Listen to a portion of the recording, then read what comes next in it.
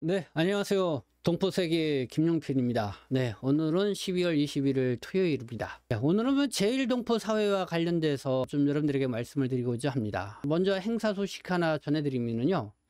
해외교포 문제연구소가 해마다 이 재외동포 사회에서 이슈가 되는 그런 내용을 이렇게 선정을 해서 이 집중 토론회를 갖는데요. 올해는 12월 27일, 네, 금요일 서울 글로벌센터 9층 세미나실에서 열리는데 제1동포 사회의 최대 이슈가 되고 있는 일본의 이 입관법, 그러니까 입관법은 입국관리법, 이 한국으로 말하면 이 출입국관리법이 개정안과 관련돼서 이렇게 좀 토론을 갖습니다. 그래서 제목이 이겁니다.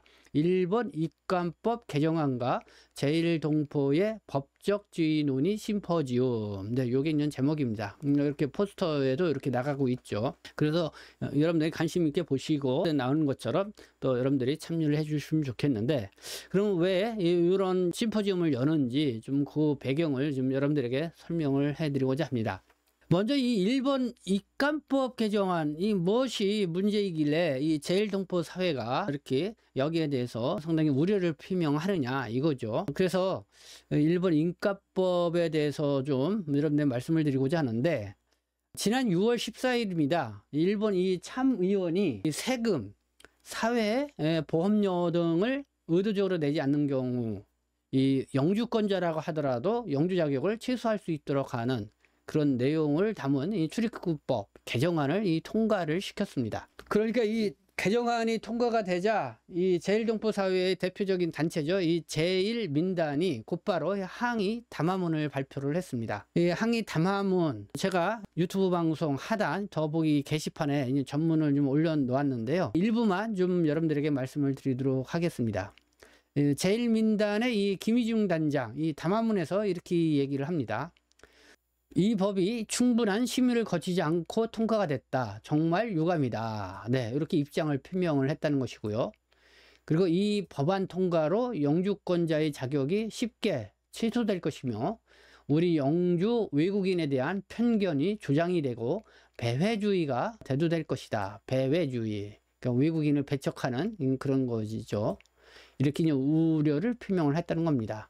그러면서 지금 영주권자와 가족은 항상 영주 자격이 취소될지 모른다는 걱정으로 영원히 살아야 할 것이다.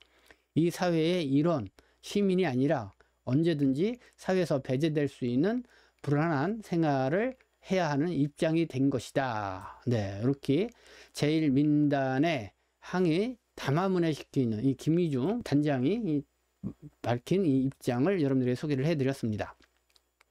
그러니까요, 네, 뭐 세금이라든가 사회보험료 등을 의도적으로 내지 않는 경우 영주권자라 하더라도 영주자격을 취소를 할 수가 있다. 네, 일본 참의원에서 이렇게 이거를 이제는 통과를 시켰다. 일본 정부가 이제는 이렇게 이제 시행을 한다 이런 거죠. 그래서 이제 어떤 사람들은 이렇게 생각할 수 있습니다. 이 세금, 사회보험료를 의도적으로 내지 않았다. 그러면은 뭐 취소할 수 있는 거 아니냐, 뭐 이렇게 생각할 수 있다는 것이죠. 그러나 이 제1동포들의 입장에서 볼 때는 일반 외국인 영주자하고는 좀 다른 특징이 있다는 것을 우선적으로 좀 여러분들에게 말씀을 좀 드리고 싶습니다. 그래서 27일 그 심포지움을 주최하는 이 해외교포 문제연구소의 이공 이사장님이 이런 입장을 이렇게 보도자를 통해서 밝히고 있습니다. 이번 입관법 개정안이 외국인 영주권자에 대한 편견을 조장하고 배제를 부추길 수가 있다. 근데 요거는 김희중 그 제1민단 단장이 이야기하는 그런 부분이죠. 특히 제1동포에 이 강제 태거가 가능한 독소 조항이 포함되어 있어 자칫 한일 회담의 제1교포 법적주의가 위협을 받게 될 수 있다. 네, 이런 강한 우려를 표명을 했다는 겁니다. 한일회담의 제1교포 법적주의. 네, 이게 이제 위협을 받을 수다. 그래서 이 한일회담의 이 법적주의가 위협을 받을 수가 있다. 뭐 이렇게 이공 이사장님이 이렇게 강한 우려를 표명을 하고 나온 것입니다.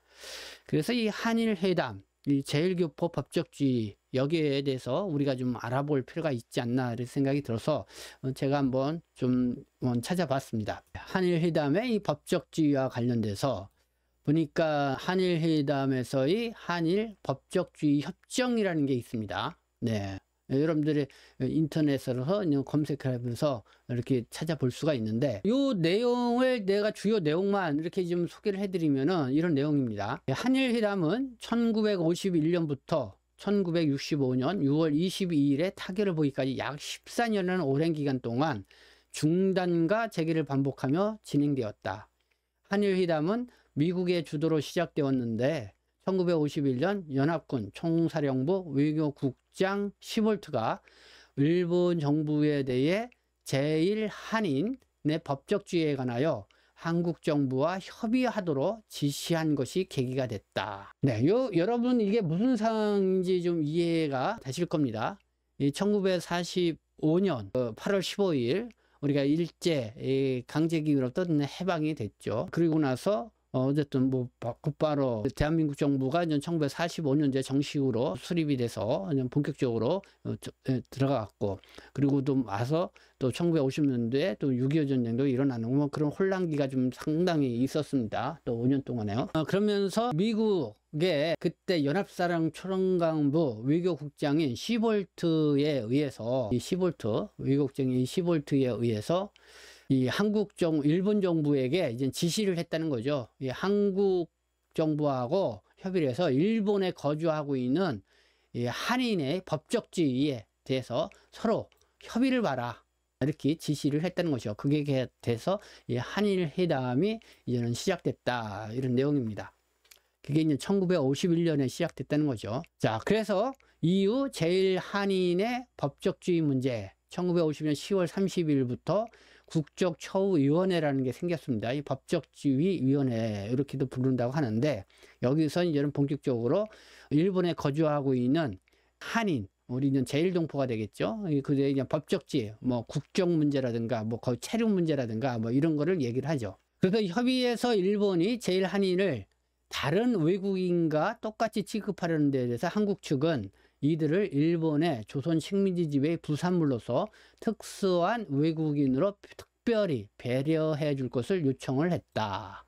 네, 한국 정부가 일본에 거주하고 있는 한인은 다른 외국인과는 다르다. 이 일본의 그 조선 식민지 지배의 하나의 부산물로서 특수한 외국인으로 특별히 배려를 해줘야 된다. 그래서 일본의 일제시기가 36년간 이어졌으니까 거기에 가서 상당히 오랫동안 또 여러 가지 그런 상황에서 일본에서 살 수밖에 없는 이런 동포들이 많이 있었죠. 그래서 일본은 특수한 외국인으로 봐야 된다. 그러면 한국 정부가 그 당시에 일본 정부에 요청한 것이 뭐냐? 크게 보면 한 5가지 정도가 됩니다. 자, 제1한인에 대해서 어떻게 요청했냐?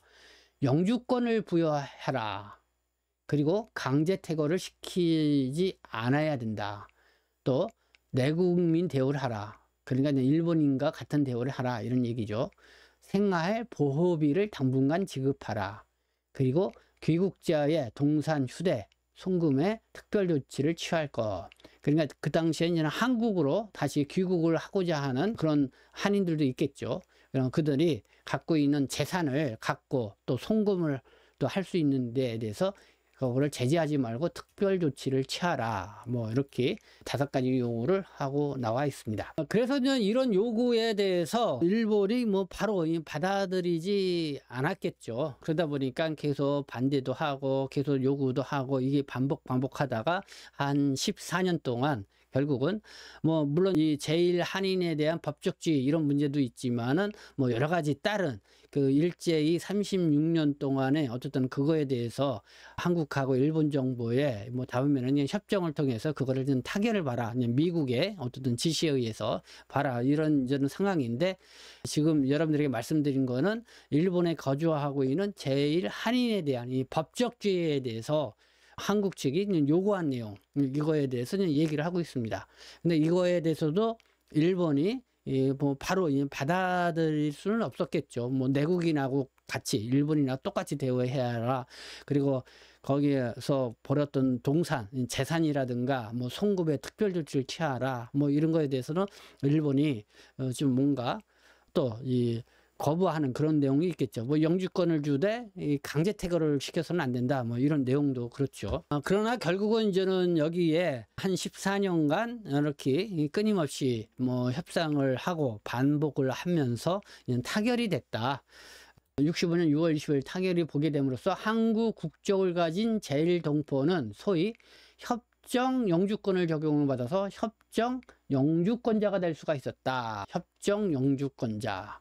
그냥 일반 외국인과는 다른 특수한 외국인으로서 어쨌든 한국 정부와 일본 정부가 서로 협정에 의해서 영주권을 부여한 협정 영주권자가 되었다. 이거죠. 그렇기 때문에 이런 역사적 맥락을 우리가 이해를 한 다음에 이번에 지난 6월 14일 일본 정부가 개정한 입간법, 그러니까 세금이라든가 이 사회보험료 등을 의도적으로 납부하지 않은 경우 그러니까 영주 자격을 취소할 수 있다. 뭐 이런 거에 대해서 왜 이렇게 강력하게 항의하고 나오는지를 좀 여러분들이 이해할 수 있지 않을까 이렇게 생각이 듭니다. 그래서 여러분들에게 좀 소개를 좀 해드렸고요.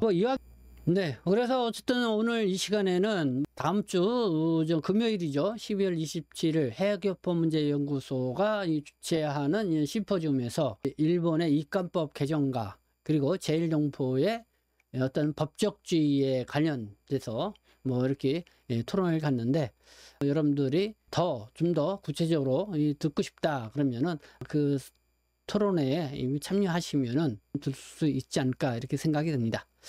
네, 지금까지 시청해 주셔서 감사합니다. 저는 동포 쇄신 대표 변장 김영필이었습니다.